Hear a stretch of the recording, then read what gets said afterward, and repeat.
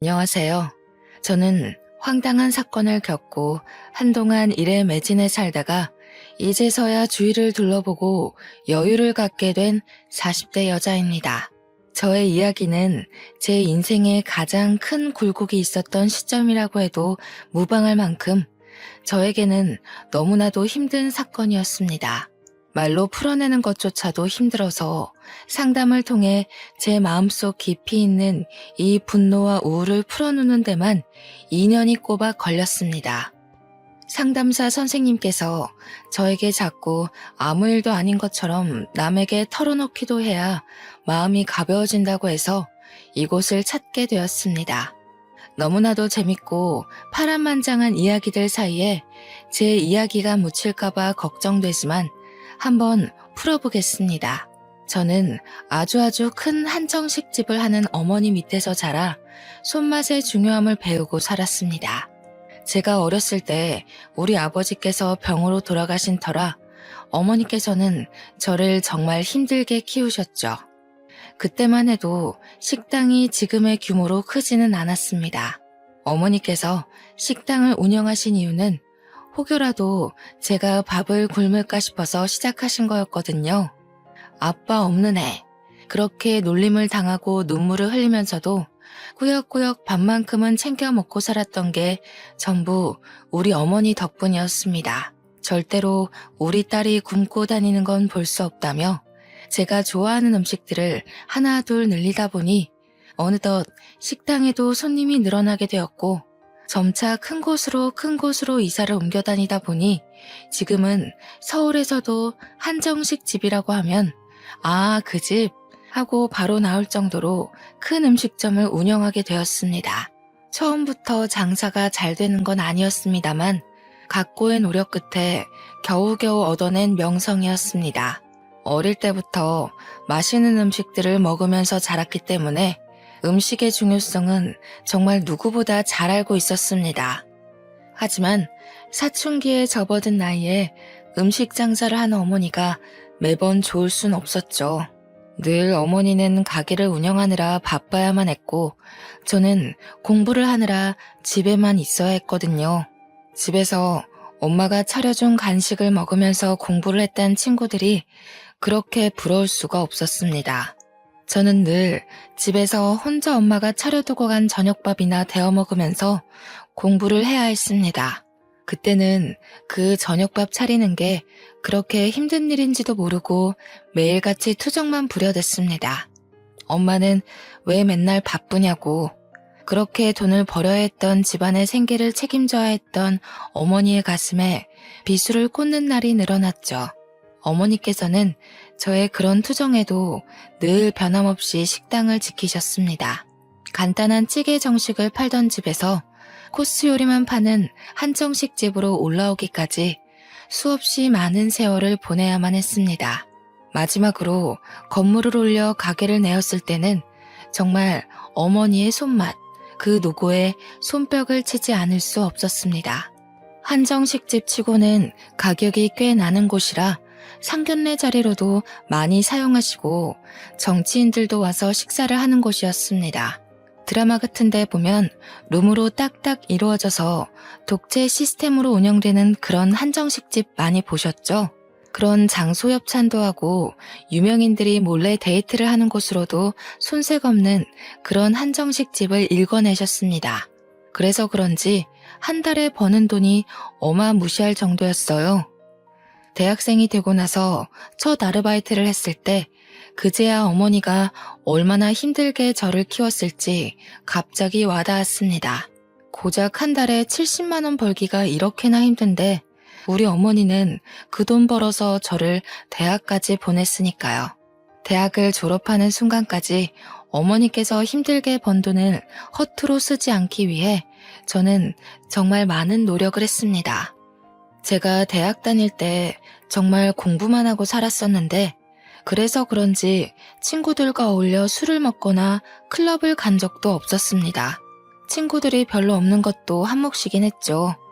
대학에서 제 별명은 책이었습니다. 늘 책이 있는 곳에 제가 있다는 말이 와전되어 별명으로 자리 잡은 거였죠. 그런 저에게도 딱 한 명의 친구가 있었는데 조별 과제를 하다가 알게 된 저와 아주 비슷한 성향의 친구였습니다. 조별 과제를 하면서 다른 팀원들에게 치이고 교수님께 치이고 하며 의리를 다지게 된 케이스인데 그 의리가 정말 돈독했습니다. 대학을 졸업하는 순간까지도 붙어 다니면서 불도저처럼 과제를 해냈거든요. 그런 저의 단짝에게 어렸을 때부터 친하게 지냈다던 동네 친구가 하나 있었는데 다른 과에 진학하여 마주할 일이 별로 없었습니다. 캠퍼스를 누비거나 커피를 마시거나 학식을 먹을 때 정도 붙어 다니면서 이야기를 나누게 되었습니다. 처음에는 어색했지만 자연스럽게 같이 있는 시간이 늘어나면서 셋이 어울려 다니게 되었죠. 그런데 남녀 사이라는 게 원래 갑작스럽게 스파크가 튀어오르고 그런 법이잖아요. 제가 친구의 단짝 친구와 연애를 하게 된 것입니다. 느지막하게 찾아온 첫사랑은 참으로 요란하게 남들에게 보였었나 봅니다. 캠퍼스 커플이라는 특성상 학교 내에서 모르는 사람이 없을 정도였어요. 남자친구가 군대에 갈 때 훈련소까지 따라가서 그의 가족들 앞에서 울고불고 하기도 하고요. 그런데 그런 시간이 무척이나 무색하게도 남자친구가 저에게 말도 안 하고 휴가를 나와서 클럽에 간 걸 알게 된 것입니다. 클럽만 갔으면 잔소리 좀 하고 말았을 텐데 거기서 여자를 만난 걸 제가 알게 되었고 우리는 헤어지게 되었습니다. 그때부터 저는 학교도 자주 빠지고 공부에도 손 놓고 4학년 되어서 성적에 손을 놓았으니 겨우겨우 졸업장만 받게 되었죠. 졸업식 날 어머니께 얼마나 죄송했는지 모르겠어요. 남자친구와 연애를 하기 전까지 정말 좋았던 성적이 갑자기 뚝뚝 떨어지고 학고만 맞지 않으면 다행이다 할 정도였으니까요. 그렇게 힘들게 저를 대학까지 보내주신 건데 참으로 죄송했습니다. 저는 대학을 졸업 후 열심히 취업 준비를 했습니다. 그제야 정신을 차리고 이런 자격증 저런 자격증 모두 기웃거리면서 취업에 도움된다는 건 긁어모으기 시작했습니다. 하지만 3년 동안 취업에 실패하고 좌절하고 결국에는 기업의 눈을 낮추고 했는데도 취업이 되지 않았어요. 저에게 선택할 수 있는 별다른 제한이 없었기에 저는 어머니의 식당으로 취업을 하게 되었습니다. 어머니께서도 언젠가 본인이 늙어 힘이 없어지면 저에게 물려주고 싶다고 하셨기에 일찌감치 식당으로 들어갔습니다. 물론 저도 당연히 안주인 수업을 받게 될 줄 알았는데 제 예상과는 다르게 어머니는 혹독하셨습니다. 식당 설거지 일부터 시작하라 해서 만만하게 보고 시작했는데 한정식 집이다 보니 반찬 가짓수가 많잖아요. 그 작은 반찬 그릇들이 수십 개가 쌓여 있는데 닦아도 줄어들 생각을 하지 않더라고요. 그때 태어나서 처음으로 주부 습진이라는 것에 걸렸습니다. 고무장갑을 끼고 설거지를 해도 그 안으로 물이 다 고여들어와 손이 퉁퉁 불기 일쑤였습니다. 그렇게 3년 동안 설거지에 반찬 나르기에 식기 정리만 하다가 겨우겨우 손님도 맞이하게 되고 계산을 하게 되었습니다. 나름 식당 돌아가는 시스템에 대해서 빠삭하게 알게 된 덕이죠. 저는 여전히 졸업 후에도 조별 과제를 함께하며 의리를 다진 대학 동기와는 연락을 하고 지냈습니다. 그런데 대학 동기와 단짝 친구였던 전 남자친구가 저를 한번 보고 싶다고 했다는 게 아니겠어요. 헤어진 지 벌써 7년이나 지난 후였고 저도 첫사랑이라고는 하지만 지나간 추억이니 한 번쯤 만나서 대학 시절 이야기를 나누는 거 나쁘지 않다고 생각을 했어요. 대학 동기도 오랜만에 셋이 한번 뭉치자고 넌지시 이야기하길래 저도 알겠다고 했습니다. 그래서 하루 시간을 내서 같이 만나게 되었는데 술을 한잔하고 집에 가려는 찰나 저를 붙잡고 할 이야기가 있다고 하더군요. 저한테 그때는 정말 철이 없어서 미안했다고 한순간의 실수였다고 꼭 사과하고 싶었대요. 저야 지난 일이니까 알겠다고 했어요. 그러면서 저에게 자기는 지금 중소기업 신인으로 일을 하고 있고 다시 한번 만나보고 싶다는 식으로 이야기를 하더군요. 연애할 때 저희가 얼마나 불같은 사랑을 했었는지, 같은 취미에 같은 취향을 가지고 있었다는 사실이 문득 떠올랐어요. 저도 만나는 사람이 없었기 때문에 한번 생각해 보겠다고 했더니 그게 긍정의 의미로 들렸는지 그날부터 저에게 지극정성으로 굴더라고요. 퇴근 시간에 맞춰서 저를 집까지 데려다 주는 건 기본이고, 쉬는 날이면 피곤하지 않게 데이트 코스를 짜오기도 했어요. 엄청 비싼 리클라이너 영화관 같은 데 데려가 쉬면서 영화를 볼 수 있게도 해주고, 마사지도 받게 해주고요. 어딜 가더라도 본인 차로 저를 데려다 주는데 저 약간 감동받을 만하지 않나요? 제가 면허는 있었지만 차는 식당과 집만 오갔기 때문에 필요치 않아서 사지 않았거든요. 아무튼 그렇게 6개월 정도 지켜보다가 예전과 꽤 변한 모습에 새로움을 느껴 다시 만나보기로 결정을 했습니다. 그런데 그때는 저희가 이미 30의 나이를 하고 있었으니 연애만 하기에는 살짝 애매한 시기이기도 했어요. 그래서 진지한 만남을 생각하고 서로의 저축이 얼마가 있는지, 월급이 어떻게 되는지 경제 능력을 다 오픈했어요. 물론 제가 훨씬 더 많이 벌고 모아둔 돈도 많았지만 남자친구랑 같이 있으니 행복하고 즐거워서 상관없겠다 싶었습니다. 대학 동기도 저희가 다시 만난다는 소식에 두 팔 벌려 축하를 해주었어요. 그렇게 헤어지고 나서 괜히 자기가 더 불편했다면서 앞으로는 서로에게 죄짓지 말고 살자고 했습니다. 저도 한 번 바람으로 이별을 겪었지만 달라진 모습을 보여주겠다고 믿어달라는 남자친구에게 고개를 끄덕였고요. 그렇게 신나는 연애를 했습니다. 대학생 시절에 했던 연애와는 비교가 안 될 정도로 각자 월급을 벌어 돈을 물쓰듯 쓰는 연애는 재미있었어요. 부모님께 용돈을 받아서 한 달 동안 얼만큼의 돈을 써야 한다는 계산 없이 이루어지는 데이트가 재미없을 리가 없죠. 행복한 시간도 잠시. 저에게 아주 큰일이 일어나고 말았습니다. 어머니께서 제 나이 31살에 갑자기 쓰러지시게 된 거예요. 살면서 피곤함이 머리를 너무 많이 짓누르고 있었나 봐요. 스트레스가 쌓여서 이렇게 된 거라고 하기는 어머니의 병색은 너무나도 짙었습니다. 뇌혈관이 팽창과 수축을 반복하다가 터졌다고 했는데 그 병색 자체를 너무 늦게 알아버린 겁니다. 골든타임이 지나가는 바람에 어머니께서는 눈을 뜨지 못하셨어요. 저는 제발 몸이 마비가 되는 한이 있더라도 눈만큼은 떠주시기를 간절히 바랐었죠. 하지만 어머니께서는 저에게 짐이 되기 싫으셨던 건지 그대로 아버지가 계시는 하늘나라에 가시게 되었습니다.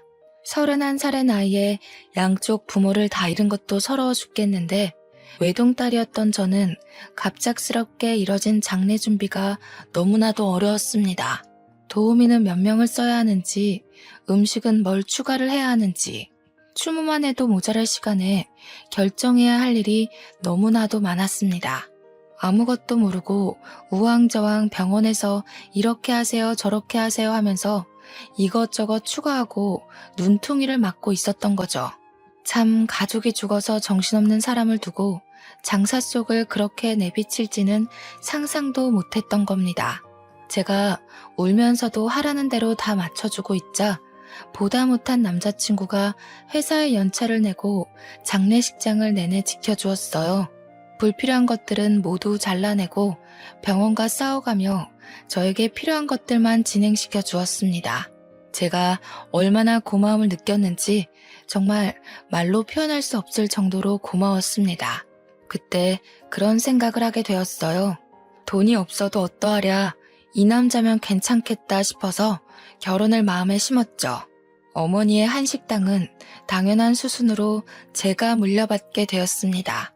제가 어깨너머로 배워왔던 손맛을 드디어 손님들에게 내보일 수 있게 됐습니다. 우리 매장 매출이 정말 좋았던 이유는 어머니의 손맛 때문이라고 해도 과언이 아니었는데 저도 어머니의 피를 물려받기는 했나 봅니다. 제가 만든 음식도 선대 사장의 맛이 난다면서 단골분들이 정말 좋아하셨어요. 혹여라도 맛이 바뀔까봐 걱정했는데 괜한 기우였다면서 저에게 장하다고 칭찬도 많이 해주셨고요. 이제는 2대째 운영이라는 편말이 붙으니까 오랜 단골 손님들이 저에게 잘해보라면서 용돈도 찔러주고 가셨어요. 이 모든 것이 우리 어머니께서 읽어내신 건데 그럴수록 제 마음의 그리움은 커져만 갔습니다. 그렇게 1년을 더 힘내서 운영을 하다 보니 정확하게 어떤 식으로 운영을 해야 고객 만족도가 더 높은지 알겠더라고요. 아무리 그래도 우리 어머니께서는 옛날 분이셔서 변화를 조금 두려워하셨거든요.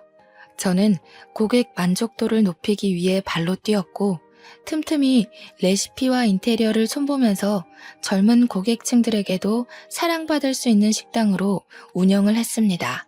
저는 완벽하게 식당 안주인으로서 자리를 잡았고 늘어나는 매출을 보며 직원들에게 더 많은 장려금을 지급했죠. 직원들도 만족하고 고객들도 만족하고 저 역시도 어머니를 그리워하며 식당이 더욱 번창하는 것을 꿈꾸었습니다. 그때쯤 남자친구는 회사를 그만두고 싶다는 고민에 깊이 빠져 있었어요. 알고 보니 남자친구네 회사가 급 성장을 하면서 인력 보충이 필요한 시기였는데 월급이 더 많은 직원에게 나가는 것이 싫었던 사장이 직원들을 갈아내고 있었더라고요. 더 많은 실적을 요구하면서 월급 인상은 없으니 당연히 직원들의 사기가 떨어지고 있는 시점이었던 거죠. 남자친구 역시 매일같이 상사에게 시달리면서 정작 월급은 이전과 다를 바가 없으니 다른 회사로 이직하고 싶다고 생각했던 겁니다. 그래서 저는 솔직하게 남자친구에게 이야기를 했어요. 회사에서 스트레스 받으면서 고생하지 말고 저와 결혼해서 같이 식당 일을 하는 게 어떻겠냐고요. 저에게는 나름 용기 있는 고백이기도 했고 사실 저희 가게 매출만 생각하면 남자친구가 절대 거절할 처지가 아니긴 했거든요. 남자친구는 당연히 제 프로포즈에 긍정적인 응답을 했습니다. 하지만 몇 년을 양복을 입고 회사원이라는 타이틀을 달고 있다가 식당에서 일한다는 게 좀 뭐랄까 마음에 차지 않는다고 했어요. 양복을 입는 게 뭐가 중요한가 싶었죠, 저는. 그래서 남자친구에게 옷차림새가 중요한 게 아니다. 월급을 생각해보자고 했어요. 하지만 남자친구는 계속해서 회사에 다니고 싶다. 명함에 기업 이름이 찍혀 있었으면 좋겠다고 의견을 굽히지 않았습니다. 그렇게 의견이 미묘하게 충돌하는 와중에 결혼 준비가 시작이 되었고 예비 시부모에게 인사를 하러 가게 되었습니다. 저는 이미 부모님이 모두 돌아가셨기 때문에 남자친구는 저희 집에 인사를 드리러 오지 않았어요. 납골당에 가서 같이 부모님의 영정사진을 보면서 인사를 드렸죠. 아무튼 제가 시댁에 처음 인사를 드리러 간 날 예비 시부모님께서는 저를 아래 위로 쭉 훑어보셨습니다. 그 시선이 곱게만은 느껴지지 않아서 가슴 한구석이 철렁하기도 했습니다. 그런데 시부가 저한테 쓱 식당 이야기를 꺼내더군요. 네가 CC 식당을 운영한다고? 하시면서 거기 엄청 유명한 곳 아니냐고. 자기도 가본 적은 없는데 시부네 회사 높으신 분들도 거기 가서 식사한다고 하더라 하셨어요. 저희 한정식집이 워낙 기업 대표님들도 많이 오시고 정계 쪽에서 유명하신 분들도 자주 들리시는 곳이라 저는 아무 생각 없이 끄덕끄덕 했습니다. 그랬더니 시모가 갑자기 활짝 웃으면서 대기업 대표들도 온다고? 하시면서 그러면 높으신 분들한테 우리 아들 취업 이야기 좀 해보지 그랬어 하시는 겁니다. 저는 그 말이 조금 어이가 없었습니다. 대기업 대표들과 안면이 있다고 해도 식당에 밥 드시러 온 손님에게 어떻게 취업 청탁을 할 수 있겠어요? 그러다가 소문이라도 나면 저희 식당에 단골 손님들 다 떠나가지 않겠습니까? 그래서 저는 시모에게 거절의 의사를 표하면서 웃으면서 이야기를 했어요. 제가 무슨 힘이 있다고 그런 이야기를 하겠냐고요. 그냥 우리 식당에 식사하러 오시는 분들이지 친분은 전혀 없다고 이야기를 했습니다. 그랬더니 시모가 엄청 불편한 얼굴을 하면서 저를 또 아래 위로 쓱 훑어보면서 안이 꼽다는 듯이 이야기를 하시는 겁니다. 너 돈 좀 만진다고 우리 아들한테 하대하고 꼽주고 그러는 거 아니지? 하시는데 느낌이 딱 쎄하더라고요. 그때 그 쎄함에 결혼을 뒤집어 엎었어야 했는데 홀로 남겨진 저는 의지할 곳이 급하게 필요했었나 봐요. 그런 이야기를 듣고도 남자친구와의 결혼을 계속 진행했으니까요. 물론 그 자리에서 남자친구는 제 편을 들었습니다. 시모한테 무슨 그런 이야기를 하냐고 면박을 주었거든요. 그러면서 우리 오래 만났고 잘 살 수 있으니까 걱정하지 말라고 안심까지 시키니 제가 어찌 결혼 안 하겠다고 뒤집어 엎을 수 있겠어요. 그렇게 유달리 피곤했던 첫 만남 이후에 저희의 결혼 준비는 급물살을 타게 되었어요. 나이도 딱 결혼하기 좋은 나이라는데 지지부진하게 끌지 말고 서둘러서 준비를 하자고 하셨습니다. 제가 한두 푼 버는 게 아니라 정말 월 매출이 억에 달하는데 돈이 뭐 아쉬워서 준비 못할 게 있겠습니까? 물론 이것저것 다 빠지고 나면 얼마 안 되는 돈처럼 보이는 돈이 제 통장에 꽂히지만 그래도 월 1,000 가까이 벌고 있었거든요. 그게 웬만한 임원 월급 아니겠습니까? 근데 제가 남자친구한테 이미 얼마를 버는지 다 오픈을 한 상태였잖아요. 제 벌이를 시부모도 전해 들었는지 은근히 저에게 압박이 들어오지 않겠어요. 혼수는 이거로 준비해서 네가 해와라. 우리 집 냉장고 좀 바꿔주라. 우리 집 TV가 작다. 이런 건 아주 귀여운 수준이었습니다. 저에게 명품 가방에 구두, 모피코트를 들이밀었을 때는 이게 뭐지? 싶었거든요. 시모가 자꾸 저를 볼 때마다 이거 사줘 저거 사줘 하는데 우리 어머니께도 못 해드렸던 걸 시모에게 해드려야 하나 싶었어요. 거기다가 집도 제가 어머니 돌아가시고 같이 살던 집에 혼자 살고 있었거든요. 그 집을 신혼집으로 꾸미자고 이야기를 다 끝내놨는데 시모가 신혼집은 따로 구해야 하지 않겠냐는 겁니다. 우리 어머니와의 추억이 담긴 집이라 이사를 가고 싶지 않다고 했는데도 꾸 박박 우겨대면서 신혼집을 따로 구하라 하셨어요. 제가 참다 못해서 남자친구에게 신혼집만큼은 양보 못한다. 우리 식당 출퇴근하기도 좋고 집 평수도 큰데 왜 자꾸 신혼집을 구해야 하나 했어요. 그랬더니 시모가 저에게 전화가 와서 한다는 소리가 뭔지 아세요? 그 집 사람 죽은 집 아니냐고 하더군요. 우리 아들도 뇌출혈로 죽으면 어떻게 하냐고 집 터가 나쁜 것 같대요. 제가 그 말을 듣고도 제정신일 수 있었겠어요? 다른 것도 아니고 우리 어머니의 죽음을 가지고 그렇게 이야기할 수 있나요? 저는 정말 시모가 사이코패스인 줄 알았습니다. 뇌출혈로 사람 죽어난 집에 살면 우리 아들 죽을까봐 겁나서 그 집에 살지 않았으면 좋겠다는 게 정말 다시 생각해도 너무 열받고 화딱지가 나네요. 그래서 제가 어떻게 할게요? 바로 헤어지자고 했습니다. 그런 말을 하는 가족은 내 가족으로 받아들일 수 없다. 어떻게 사돈의 죽음을 가지고 그딴 소리를 할 수 있냐고 막 쏘아붙였습니다. 남자친구도 제 입에서 헤어지자는 이야기가 나올 거라곤 상상도 못했는지 무척 당황해하면서 변명도 못하더라고요. 저는 남자친구의 얼굴도 보기가 싫었고 만나주지도 않고 연락도 피하면서 이별을 준비했어요.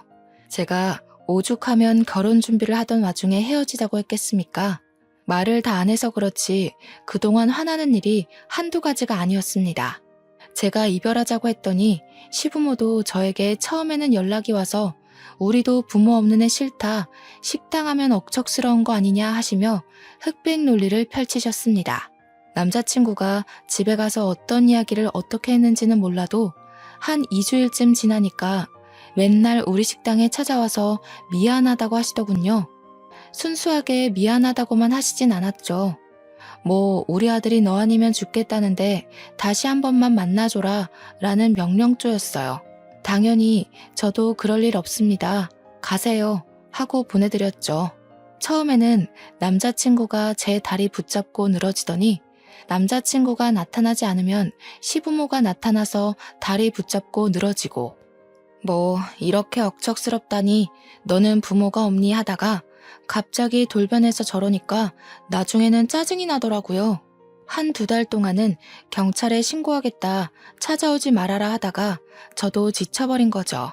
어느 날 퇴근하는데 정말 피골이 상접하다는 말이 어울릴 정도로 피폐해진 남자친구가 제 앞에서 무릎을 꿇더라고요.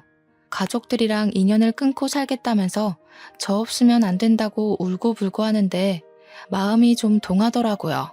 우리 부모님의 죽음을 욕되게 한 인간이랑은 상종하지 말아야지 했는데 그동안 사랑했던 기억이 밀려오고 그래서 저도 모르게 남자친구한테 그럼 앞으로 정말 인연 끊고 살 수 있겠냐고 물어봤어요. 그러니까 저에게 끄덕이면서 절대로 연락도 안 오게 해주겠다고 걱정 말고 자기 한 번만 믿어봐달라고 하더라고요. 이미 반 이상 결혼 준비가 진행되었던 터라 마지막으로 한 번만 믿어보겠다고 하고 결혼을 진행했습니다. 그렇게 식당 일 하면서 틈틈이 식장을 알아보고 웨딩드레스도 고르고 웨딩 사진까지 촬영 다 하고 나니까 식이 코앞이었습니다. 싱숭생숭한 마음을 뒤로한 채 저는 남편의 손을 잡고 버진로드를 걸었고 결혼식을 무사히 마치게 되었어요. 식장에서 시부모들은 제 눈도 제대로 못 보시더라고요. 평생 그렇게 저를 불편해해 주십사 요청을 드리고 신혼여행도 잘 다녀왔습니다. 제 식당 명성에 맞게 번쩍번쩍하게 돈을 처발라가면서 온갖 손님들을 다 초대해서 결혼식을 올렸거든요. 심지어 저희 단골 손님들 중에 유명하신 기업인들께서 혼주석에 앉아주시겠다고 할 정도로 제 기가 눌리면 안 된다고요. 주변에서 저를 엄청 신경 써주신 따뜻한 결혼식이었어요. 시부모도 저희 측 손님들을 보시고는 조금 놀란 눈치였습니다. 혹여라도 남편의 취업 청탁이라도 할까봐 조금 긴장되기도 했지만요. 아무튼 신혼여행 다녀와서도 시댁에서는 저에게 일절 연락이 없었고 저는 편하게 식당 일을 했어요. 명절이 다가와서 어떻게 해야 하나 하고 있는데 남편이 저에게 갈 필요 없다고 하더라고요. 명절 당일에서야 자기 혼자 시댁에 쓱 갔다 오는 걸로 명절은 마무리가 되었어요.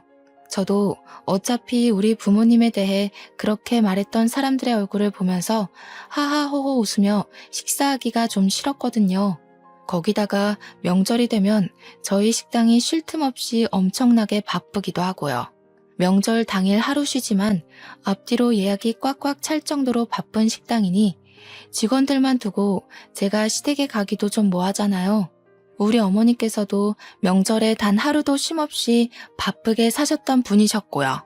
그래도 동방예의지국에서 며느리로 맞이하는 첫 명절인데 그냥 넘어가긴 또 마음이 그래서 전화는 드렸어요. 명절에도 식당 일이 바빠서 방문은 못할 것 같으니 생신 때 제대로 챙겨드리겠다고 했습니다. 그때까지도 결혼한 지 얼마 안 된 시점이기에 저에게 지은 죄가 있으셔서 그런지 알겠다고만 하셨습니다.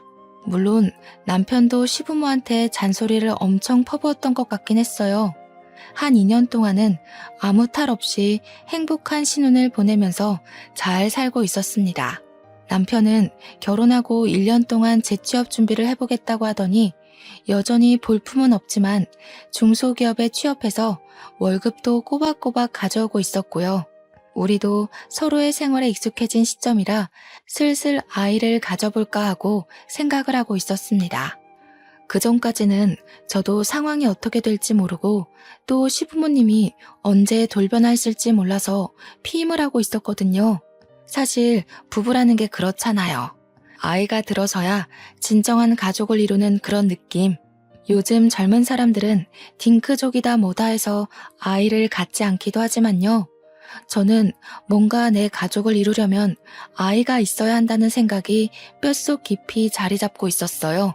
그래서 남편에게도 은근히 가족 구성원에 대해 이야기하면서 아이를 가지고 싶다는 의사를 내비쳤죠. 이제는 남편도 돈을 벌어오고 저는 정말 완벽하게 제 식당을 운영하고 있었기 때문에 지금 시기가 딱 좋다고 생각했습니다. 임신 준비를 하기 위해 피임약 복용을 중단하고 각종 영양제를 챙겨 먹으면서 몸의 회복을 기다리고 있었어요. 그런데 말이죠. 저는 나름 남편에 대해 모르는 게 없다고 생각했는데 집중하고 있던 식당 일에서 눈을 돌려 남편만 바라보고 있으니 뭔가 이상하더라고요. 그때는 저도 피곤해서 생각도 안 했었는데 임신을 준비하려고 하니 남편이 자꾸 피곤하다고 하면서 거부하는 게 수상했어요. 물론 남편이 아직은 회사에서 제대로 된 프로젝트도 못하고 이리저리 쫓겨만 다니는 처지인 걸 알아서 이해하려고 했는데 아무리 회사 일이 힘들고 지친다고 해도 그렇게 힘든 일인가 싶은 거죠. 은근히 저를 피한다는 느낌도 들고 그래서 이 사람이 바람을 피운 전적이 있었으니까 저도 의심이 가는 겁니다. 그래서 집중적으로 남편을 주시하기 시작했어요. 근데 딱히 별거 없긴 하더라고요. 회사 퇴근해서 한 달에 한두 번씩 회식 있을 때 빼고는 늦게 끝나는 저를 식당 앞까지 매일 데리러 오고 제가 좀 예민한 건가 하는 타이밍에 남편이 회식이 있다고 차를 두고 간다고 하더라고요. 그래서 제가 남편 차를 끌고 식당에 오면서 블랙박스를 뒤져보았습니다. 근데 거기서도 별거가 없는 거예요. 그냥 날짜별로 시간대별로 정리가 된 블랙박스들만 있었어요. 기록을 뒤져봐도 여자 같은 건 보이지 않았고요. 듬성듬성 비는 시간이야 차량 시동 꺼두면 꺼지니까 출퇴근 시간은 다 잘 찍혀 있었고요. 저는 순간 저에게 의부증 같은 게 생긴 건 아닌가 진심으로 고민도 했었습니다. 그러던 어느 날 주말 남편이 뜬금없이 대학 동창들을 만나러 간다고 하는 겁니다.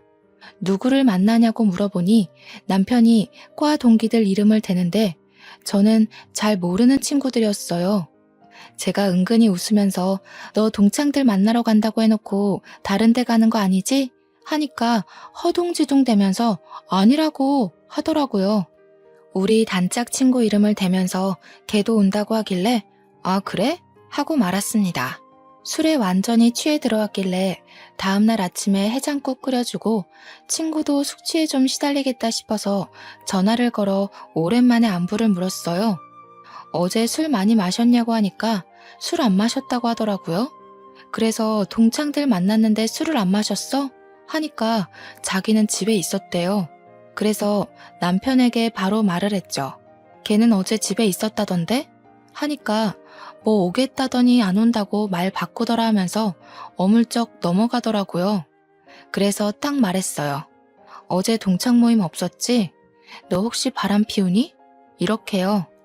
죽어도 아니라고 이야기하는데 저도 증거가 없어서 일단은 남편의 행적을 지켜보기로 마음먹었습니다. 행동 하나하나를 지켜보는데 평소랑 크게 다를 바가 없긴 했어요. 그래도 쉽게 의심을 버리지는 않았습니다. 저희가 원래 서로 휴대폰에 비밀번호를 걸어두고 신경을 쓰지 않고 지냈거든요. 그런데 바람의 기본은 휴대폰 아니겠어요? 남편이 씻으러 간 사이에 비밀번호를 대충 유추해서 이것저것 눌러봤는데 하나도 맞질 않더라고요. 휴대폰만 뒤지면 뭔가 나올 것 같은 기분에 저는 남편이 잘 때까지 기다렸다가 지문인식을 통해서 비밀번호를 풀었습니다. 순간 고민도 많이 되긴 했어요. 판도라의 상자를 열어버린 느낌이 들더라고요. 이 사람이 정말 바람을 피운 거면 난 어떻게 해야 할까 하는 생각에 볼까 말까 고민이 되었습니다. 하지만 남편이 바람을 피운다고 하면 저도 같이 살 이유가 없는 거나 마찬가지 아니겠어요? 이혼까지도 생각을 하고 결단을 내렸고 저는 그 판도라의 상자를 열어 천천히 살펴보기 시작했습니다. 남편의 문자를 막 뒤지고 있는데 어느 대학병원에서 온 문자가 엄청 많은 게 아니겠어요? 카드 내역을 살펴보는데도 병원 내에 있는 카페에서 찍힌 영수증 문자가 많이 있었어요. 커피 사 먹은 거, 샌드위치 사 먹은 거. 저는 순간 남편 회사가 병원에 뭐 납품하는 회사였나 싶어서 곰곰이 생각을 해봤죠. 근데 아무리 생각해도 병원이랑은 연관이 없는 거예요. 순간 머릿속에 스치는 생각이 하나 있었습니다. 바로 시부모님이었어요. 혹시 시부모가 어디 아파서 병원에 입원은 한 게 아닌지 싶었던 거죠. 저와 정말 연락을 하나도 하지 않고 살고 있었기 때문에 저에게 입원한 걸 비밀로 하신 건가 싶었습니다. 달력을 확인해보니 곧 시모의 생일이 다가오고 있기도 해서 저는 다음날 눈을 뜨자마자 시모에게 전화를 걸었어요. 다음 주에 생일이신데 어떻게 하실 거냐고, 뭐 드시고 싶은 거 있냐고 살갑게 물어보니 뭐 할 거 없다고 하시더군요. 왜요? 하니까 자기 좀 쉬고 싶다고 이번에는 그냥 넘어가자 하시고는 전화를 황급히 끊으셨습니다. 결혼 3년 만에 처음으로 있는 일이었어요. 매번 생일 때마다 저에게서 뭐 하나 더 뜯어먹으려고 준비하시던 분들이셨거든요. 그래서 혹시 어디 아프시냐고 물어보니까 나이 들면 다 그런 거지 하면서 그냥 이렇게 넘어가시더라고요.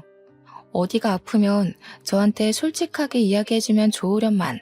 그래서 남편이 병원 갔다 온 흔적을 봤다고 했어요.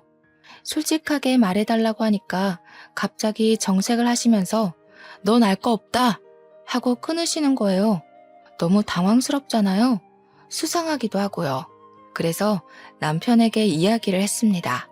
내가 모르고 있는 게 뭐냐고, 도대체 병원은 왜 간 거냐고 물어봤어요. 시모가 어디 아픈 건 아니냐, 생일 때는 왜 만나지 말자고 하냐, 이렇게 막 따져 물으니까 저한테 병원 간 건 어찌 알았냐고 화를 내는 겁니다. 얼굴이 정말 썩은 채로 어떻게 알았어? 하길래 문자 좀 훔쳐봤다 하니 그걸 왜 보냐고 성질을. 아니, 병원에 누가 있는데 숨기냐고 캐물으니까 말은 안 해주고 방으로 들어가서 문 닫고 자버리더라고요. 너무너무 수상해서 다음날부터 제가 매니저에게 가게를 잠시 맡기고 남편 회사 앞에서 몰래 잠복을 했어요. 택시를 하나 하루 통으로 빌려서 남편 뒤를 쫓았는데 남편이 회사에서 일찍 나와 병원으로 가는 게 아니겠습니까? 그래서 몰래 내려서 뒤를 티 안 나게 밟았습니다. 어느 병실 앞에서 남편이 피곤한 듯한 표정을 짓고 들어가려고 하는데 시모가 딱 병실 앞에 나와서 남편을 맞이하더라고요. 근데 시모가 병원복을 입고 있지 않았어요. 시부가 아픈 건가?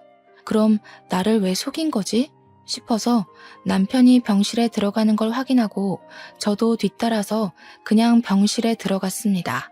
문을 딱 열고 들어가니까 남편이 웬 4~5살 되어 보이는 꼬마애를 무릎에 앉혀놓고 있고 시모는 웬 여자한테 물을 먹이고 있었어요. 피부도 거무죽죽하고 머리도 다 빠져있는 여자를 보고 처음 보는 얼굴이라 이게 누구야? 하는 표정으로 남편을 바라봤죠. 제가 병실에 들어가는 순간부터 얼음이 되어버린 남편과 시모를 보고 저는 어리둥절했습니다. 근데 그 아파서 다 죽어가는 여자도 저를 보고 완전 동공지진이 나더라고요.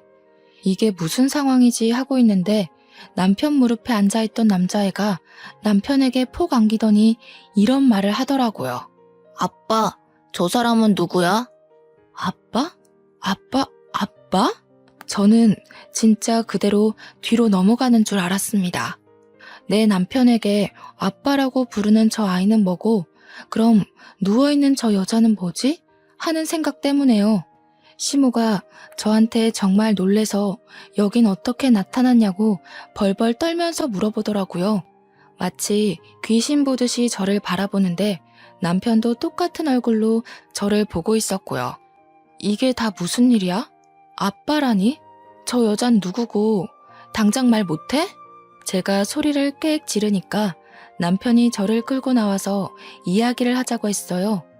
그러는 순간 누워있던 여자는 기절하고 시모는 의사 부르라고 난리를 치고 남편은 저에게 그제야 이실직고를 하더라고요. 알고 보니 저랑 헤어져 있던 그 잠깐 사이에, 그러니까 결혼 준비하다가 엎어진 그 잠깐 사이요. 그때 술을 먹고 술김에 하룻밤을 같이 보낸 여자인데 그 여자가 단 하룻밤에 임신을 했다고 나타났다는 거였어요. 우리가 결혼 날짜를 다 잡아둔 상태에서 나타나 애를 지우라고 병원에 같이 가게 되었는데 그때 암을 발견했대요. 애를 낳고 항암 치료를 시작해서 괜찮아진 줄 알았는데 바로 재발하는 바람에 오늘 내일 한다면서 저는 이 이야기를 듣고도 꿈인가 생시인가 구별이 가지 않았습니다. 그런데 남편이 하는 말이 가관이더군요. 저 여자가 오늘 내일 하는데 보험금은 타야 하지 않겠어? 보험금 수익자를 내 이름으로 해두었거든. 아무래도 애가 있으니까. 그것만 해도 수억이야, 수억. 보험금 타면 사업할 계획도 다 짜놨단 말이야. 저는 남편이 사람 새끼로 보이지 않았습니다. 이거 미친 새끼 아니야? 당장 이혼해. 보험금 타면 좋은 거지. 무슨 이혼이야. 야, 그러면 애는 어쩔 건데. 나보고 지금 남의 새끼 데려다 키우라는 거야, 뭐야? 애는 고아원으로 보내면 돼. 저는 진짜 사이코패스 검사라도 받게 하고 싶었습니다. 한창 실랑이를 벌이고 있는데 시모가 나와서는 남편 말에 힘을 실어주는 게 아니겠어요. 바깥일 하다 보면 남자가 한 번쯤은 한눈도 팔고 그럴 수 있는 게다. 그런 걸로 일일이 따지고 들면 피곤해서 어찌 살겠니? 손주는 내가 키우든지 할 테니까 걱정 말고 애 키울 비용만 좀 도와다오. 저는 이 집안 인간들이 아주 다채롭게 미쳤구나 싶었습니다. 제가 대놓고 이혼할 거라고 합의 이혼 서류 보낼 테니 도장 찍어라. 도장 안 찍으면 소송하겠다고 했어요. 불륜의 증거로 애가 떡하니 있는데 장난칠 생각하지 말라고 하고 변호사부터 바로 선임했습니다. 근데 다음 날부터 남편이 집에 안 들어오더라고요. 막 나가는구나 하고 있는데 그 여자가 그때 기절한 이후 정신을 차리지 못했고 죽었다는 소식을 전해왔습니다. 그러면서 남편이 장례식장이라고 다 정리하고 보험금 타서 갈 테니 이혼은 못 해주겠대요. 애가 불쌍하지 않냐고 물어보니까 고아원도 다 알아봤고 정도 그렇게 안 가는 애라고 하는 겁니다. 저는 미친 새끼라고 읊조리며 전화를 끊어버렸습니다. 장례식이 모두 끝난 시점에 제가 이혼 서류를 들이밀었어요. 초췌해진 몰골이 하룻밤 사이에 생긴 인연이라고 하기엔 좀 깊어 보여서 마지막 남은 정까지 모두 털렸습니다. 근데 갑자기 저한테 시모도 남편도 잘못했다고 막 비는 게 아니겠어요. 이건 또 무슨 짓인가 싶어서 잠자코 있으니 시모가 헐레벌떡 자기 변명을 하더군요. 애가 무슨 죄가 있겠니? 그래도 반쪽이나마 핏줄이니까 정부치고 같이 살아라. 응? 이게 다 무슨 개소린가 싶어서 알아보니까 아이의 친모가 남편이 자기 죽으면 애를 버릴까봐 보험금 수령인을 죽기 전에 바꿔둔 것이었어요. 남편이 아닌 아이의 이름으로요. 남편한테는 계속 너한테 줄 테니 아이를 부탁한다고 거짓말을 했던 거죠. 보험금도 못 받게 생겼는데 이혼까지 당할 판이니 발등에 불이 떨어져서 잘못했다고 비는 거였습니다. 야, 이 등신아, 아주 고소하다 고소해. 어디 애를 가지고 장사를 하려고 들어? 다 녹취해놨으니까 넌 1,000벌이나 받아. 그러고 저는 이혼 소송을 걸었습니다. 이 사건의 숨겨진 이야기가 모두 풀렸으면 세상에 이런 일이 같은데 소개될 법도 했는데 말이죠. 결국 남편은 완전 빈털터리로 이혼 소송에서 패소해 저희 집에서 쫓겨나게 되었고 시부모가 애를 키우고 있다고 들었습니다. 아기가 아직 너무 어려서 혹시라도 구박이라도 받고 돈도 다 빼앗길까봐 불륜의 증거지만 조금 마음에 걸리더군요. 애는 죄가 없잖아요. 이왕이면 전 남편이 더 지옥으로 갔으면 좋겠다 싶기도 했고 우리 식당에 재무관리를 해주는 자산관리사에게 슬쩍 이야기를 했더니 법적으로 묶을 수 있다고 이야기를 해주었습니다. 그래서 웃돈을 더 얹어주고 처리를 부탁드렸어요. 은행이랑 계좌를 성인이 될 때까지 사용하지 못하게 묶을 수 있다고 하던데 너무 어려워서 잘 못 알아듣겠더라고요. 나중에 남편이 그 돈 뺏으려고 시도했다가 실패했는지 저한테 연락 와서는 무슨 짓을 한 거냐고 따지더군요. 저는 얄밉게 전 남편에게 고아원에 애를 버린다더니 보험금이 탐나서 그것도 못하지? 하면서 약 올리고 차단을 해버렸어요. 저희 가게에 몇 번이고 찾아왔었지만 저는 이 일 이후에 식당의 보안업체 시설을 더욱 강화시켰기에 저를 만나지는 못하고 돌아갔죠. 저는 몇 년이 지난 지금 여전히 잘 나가는 식당 주인으로 잘 살고 있습니다. 전 남편은 글쎄요, 뭐 혼자 알아서 살고 있겠죠. 더 궁금하지도 않고 평생 자신이 벌인 일을 속죄하면서 나락에서 살길 바랄 뿐입니다. 제 이야기를 들어주셔서 고맙습니다.